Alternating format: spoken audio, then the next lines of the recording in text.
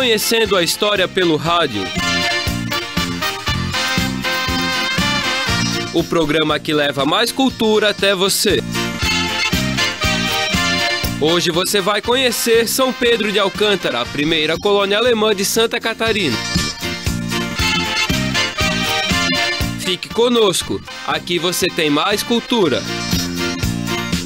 Século XIX. A Alemanha vive um período de guerras. As condições de vida são difíceis e as pessoas obrigadas a pagar vários impostos. Os homens deveriam lutar nas guerras.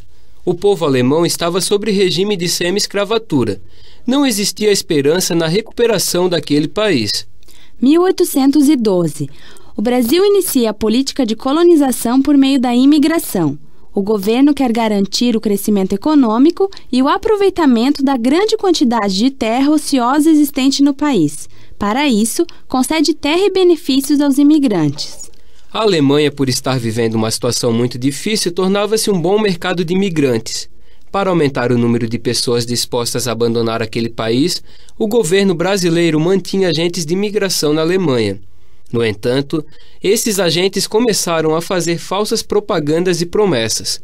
Eram tantas mentiras que o governo alemão proibiu a saída de imigrantes com destino ao Brasil. Mas já era tarde. Milhares de colonos, artesãos, religiosos e professores já haviam deixado o país em busca de terra e esperança no solo brasileiro.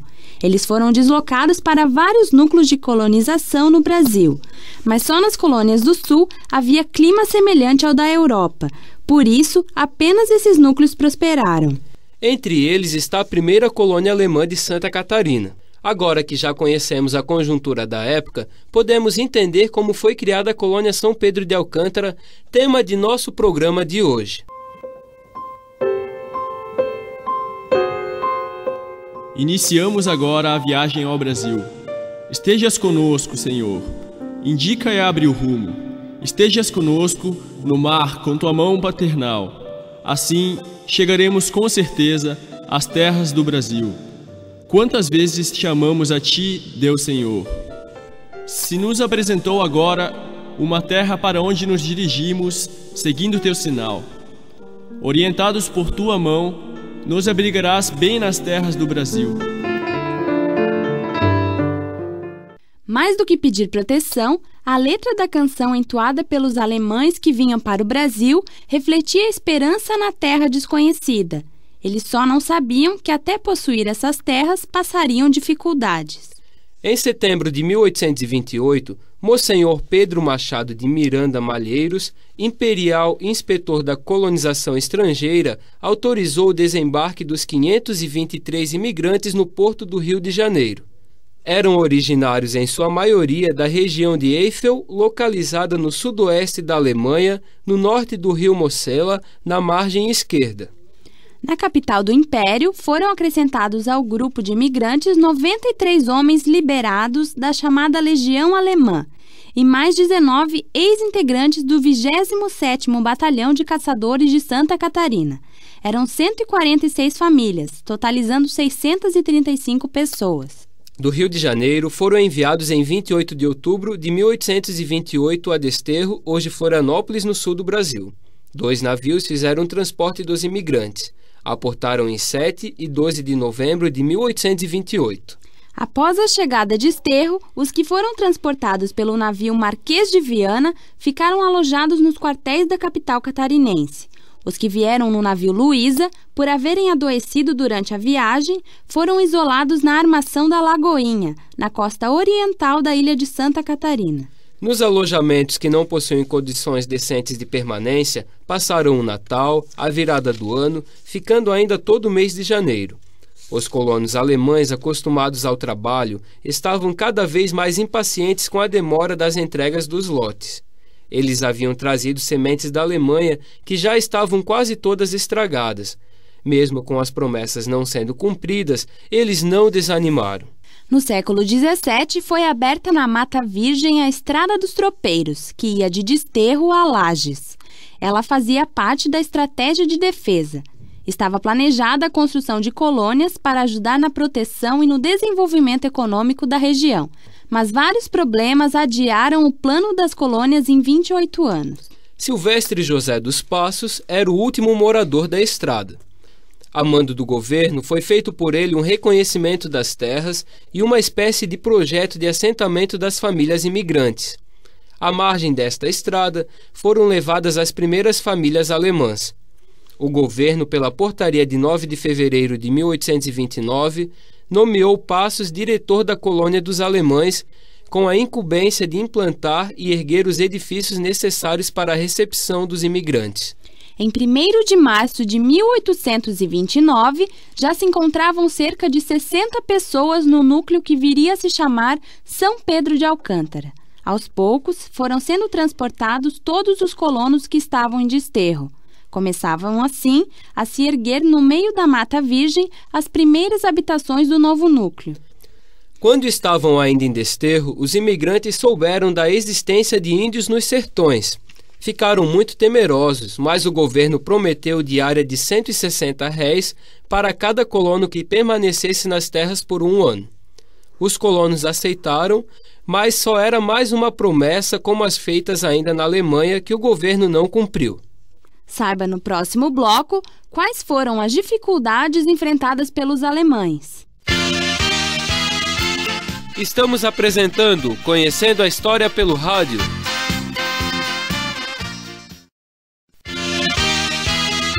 Voltamos a apresentar Conhecendo a História pelo Rádio. O tema de hoje é São Pedro de Alcântara, a primeira colônia alemã de Santa Catarina. Agora os colonos já possuíam seus lotes. Cada um media de 50 a 100 braças de frente, segundo o número de pessoas que continha cada família, mas todos com 750 de fundo. Das 146 famílias que vieram, 14 se estabeleceram nos arredores de Desterro. Por isso, só foram demarcados 132 lotes.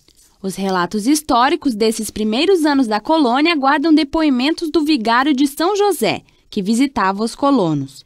O cotidiano das primeiras famílias foi marcado pela insegurança gerada por problemas fundiários. Nem todas as propriedades eram ideais para o plantio, e pelas deficiências dos serviços públicos essenciais. Não havia médicos, escolas e igreja. Os problemas encontrados fizeram com que algumas famílias abandonassem seus lotes.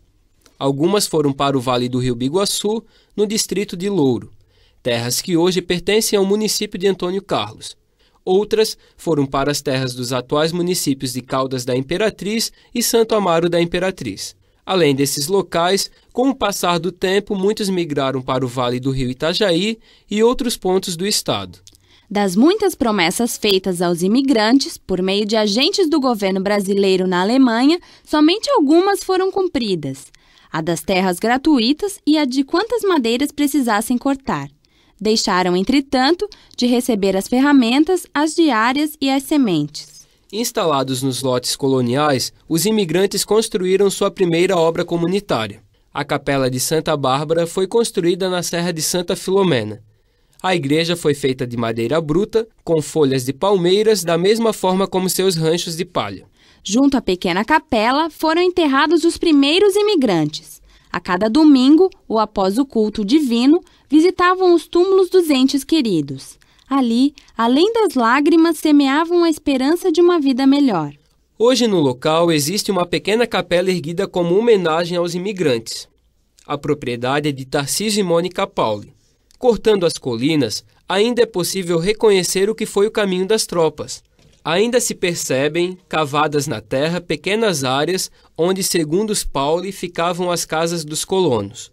Mônica conta como eram construídas. Começaram no meio da mata, aí começaram a desmatar já as próprias árvores, já cortava na altura da coluna da casa, né, das cabanas.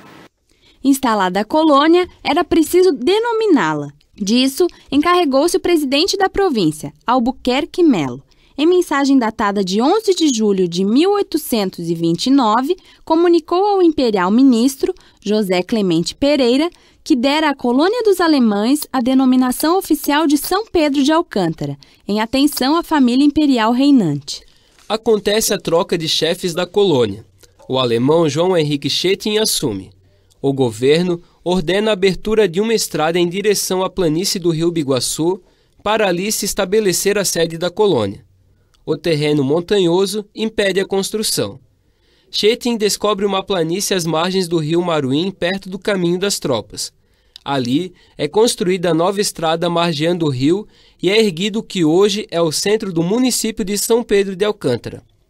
A colônia vira freguesia e paróquia em 13 de abril de 1844, tornando-se município em 16 de abril de 1994.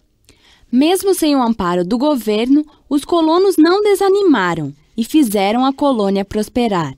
Tanto os primeiros alemães quanto seus descendentes souberam vencer todos os problemas.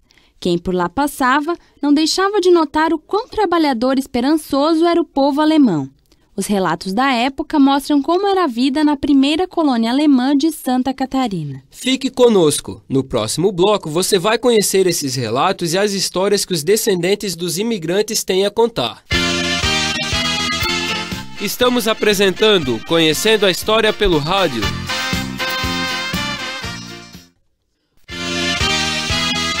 Voltamos a apresentar Conhecendo a História pelo Rádio. Voltamos a apresentar a história de São Pedro de Alcântara, a primeira colônia alemã do estado de Santa Catarina. A vida dos colonos alemães foi sofrida. Encontraram muitos perigos na mata, doenças desconhecidas e o desamparo por parte do governo brasileiro. Mas nada os fez desanimar. Segundo seus descendentes, o amor pela terra e pelo trabalho os guiou. Hoje, o estado de Santa Catarina deve parte de sua história e crescimento econômico ao povo alemão que aqui chegou em 1829. Encontramos em todos os descendentes de alemães o orgulho pelos feitos de seus antepassados. Muitos documentos que guardam escritos de quem conheceu a colônia foram preservados. Além disso, temos muitas pessoas idosas que contam histórias passadas de geração em geração sobre os feitos de seus antepassados. Eles se lançam avidamente ao trabalho. Os rigores do tempo, a rudeza selvática do país, nada pode empecê-los. Homens, mulheres e crianças, tudo trabalha com maior acerto na distribuição de serviços. Enquanto os mais robustos derrubam, queimam matas e plantam a terra, os outros e as crianças cuidam na construção de suas casas, tecem os tetos de palha para as cobrir, tratam de toda a economia doméstica.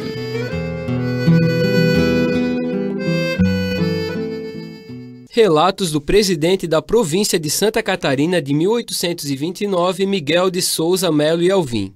Os colonos plantavam mandioca, milho, batata e cana-de-açúcar. Produziam cachaça, açúcar e farinha nos engenhos que foram sendo construídos com o passar do tempo.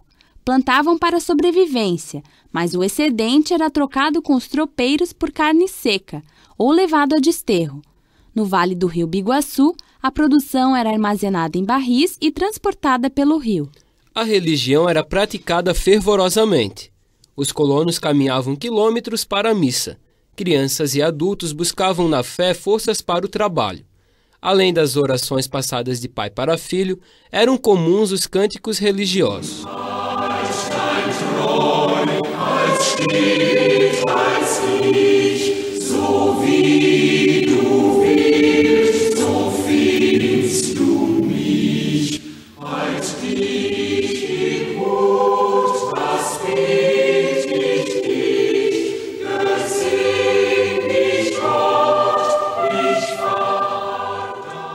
Quando vieram para o Brasil, a exigência do governo era que entre os imigrantes deveria haver professores.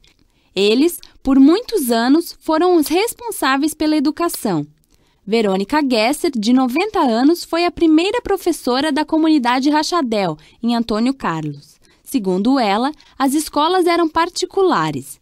Assim que casavam, os colonos começavam a pagar uma taxa pela educação de seus filhos. Ela conta que no início do século passado, o governo ficou responsável pela educação. Lecionavam em alemão e português. Mas com a Segunda Guerra Mundial, o alemão ficou totalmente proibido. Dona Verônica conta ainda com temor como foi a invasão da escola pelo inspetor do governo. Eu vim especialmente para fechar essa escola. Turco quando era inspetor, tinha que percorrer tudo onde era falado alemão fechado. Ela já havia alertado as crianças. Já tinha avisado as crianças. Olha, quando vem alguma autorização, alguma autoridade, vocês escondem os livros alemães bem lá para dentro da carteira. A guerra foi humilhante para os descendentes alemães. Os idosos que só falavam a língua alemã tiveram que se calar diante da repressão do governo. Casas, escolas e igrejas eram invadidas em busca de qualquer documento escrito em alemão. Nós tínhamos que abrir o colchão, levantar o colchão e abrir os guarda-roupa, abrir os guarda-comida. Eles revistavam tudo. Tudo que era encontrado era queimado. Até túmulos com escritas alemãs eram destruídos. O contato com os índios era pacífico. Conforme os brancos se aproximavam, os índios se afastavam. Seu Samuel Gesser, de 87 anos, morador de Rachadel, conta que a harmonia foi cortada por 2 austríacos que dizimaram os índios da região, Manuel Pula e Martim Bugreiro. Segundo seu Samuel, Manuel Pula, que tinha servido o exército napoleônico, dizia que o índio não tinha alma. Um dia, ele matou uma índia. Foi o estopim da revolta dos índios. Eles incendiaram a propriedade dos sogros de Manuel. Ele, com medo, procurou o governo e passou a receber um salário para matar os índios. Ele foi enviado pelo governo federal para matar os índios. Ele fala como os índios eram mortos. Uma árvore grande tinha atravessado o rio, caído por cima do rio. Eles usavam aquilo para ponte. Mas onde eles subiam era alto e onde desciam. E perto tinha uma cachoeira d'água, um salto. Então eles foram lá esperar, quando eles sabiam que eles tinham passado para um lado, assim quando um pulava e dava o tiro. Os índios, por causa do barulho da água, não escutavam o barulho do tiro e caiu tudo lá no morro. Após o início da matança, os índios passaram a atacar. Eles iam matar os colonos na roça. Depois que surgiu essa inimizade, as pessoas estavam trabalhando na roça, de repente um caía com a flecha, eles atiravam sempre no pescoço. E o tiro deles era certeiro. São fatos que a história oficial não conta. Seu Samuel se orgulha ao falar dos antepassados e de todas as suas histórias. Ele diz que o domingo era reservado para a missa na parte da manhã e aos bailes à tarde. Mesmo nas dificuldades, ele garante que havia alegria. A valsa era o ritmo mais tocado.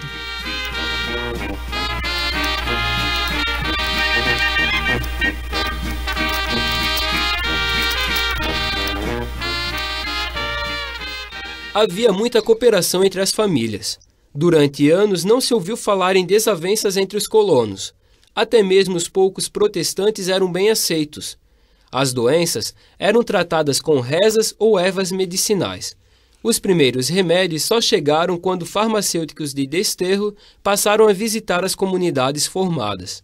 A malária matou muitas pessoas. As condições climáticas, como geadas, enchentes, granizo e pragas naturais, acabaram várias vezes com plantações inteiras, trazendo fome aos colonos. Samuel Gesser conta o segredo do povo alemão. Honestidade, amor ao trabalho, ordem. Ele ainda se diverte ao falar dos antepassados. Onde tem um alemão é uma fábrica, 2 é uma cervejaria e 3 é uma guerra. O historiador Tony Jochen é pesquisador da história de São Pedro de Alcântara. Ele fala da importância da primeira colônia alemã para o estado de Santa Catarina.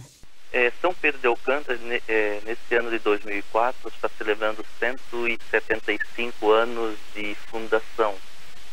Devido à baixa fertilidade de suas terras e também ao terreno excessivamente montanhoso, a população lá instalada, quando de sua fundação e anos subsequentes, não pôde permanecer lá, motivando uma migração em massa de seus habitantes a outras regiões do estado.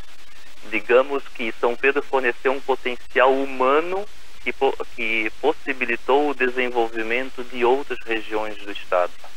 O estado de Santa Catarina deve aos imigrantes de todas as etnias que o constituíram, entre elas a alemã, a condição de seu desenvolvimento econômico e social, além de uma substancial contribuição para uma economia agrária invejável. O pouco desenvolvimento da primeira colônia alemã Barriga Verde, São Pedro de Alcântara, só não foi mais acentuado devido às dificuldades desses pioneiros e de seus descendentes.